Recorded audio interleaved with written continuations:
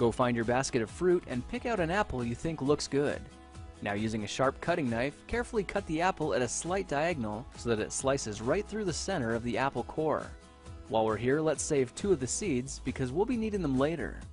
Now that we've got our 2 halves, let's take the side that still has the bottom attached and place it face down on a cutting board.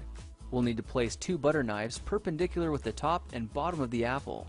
Now we can carefully cut down along one side of the apple core until the knife bottoms out on our makeshift spacers, then use the spacers as a guide to gently cut in from the side. When the 2 cuts meet, you'll have an apple wedge that pops right out. And while we're here, let's cut a piece from the other side the same way. Now our goal with these is to cut out 3 more L-shaped wedges about 1/4 inch thick. And this time, rather than cutting in sideways toward your fingers, try turning the piece over so you can cut downward and meet the first cut at the bottom. Now with a little wiggle, a new apple wedge should break free. If you repeat the process 2 more times, then stagger the pieces back together, the effect is a beautifully layered wing. Now just cut the other piece the same way and your swan's body should look like this.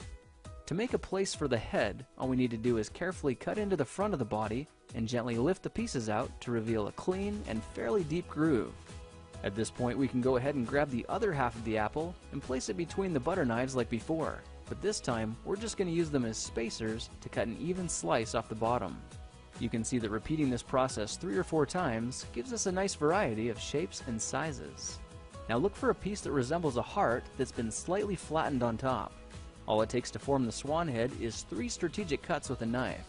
I made 1 angled cut to form the head, a horizontal cut to form the neck, and 1 slanted cut at the bottom for the base. Now you should be able to see how this is coming together, and to clean it up a bit, just use your knife to round off the sharp edges.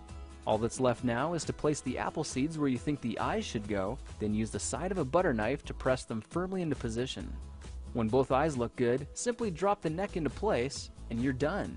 You've just created a beautiful and decorative apple swan. I spritzed mine with a bit of lemon juice to help prevent it from turning brown, then put it on display to show off for our dinner guests later that night. If you try using different apples, you'll get a nice contrast of colors, and every bird will look a little bit different.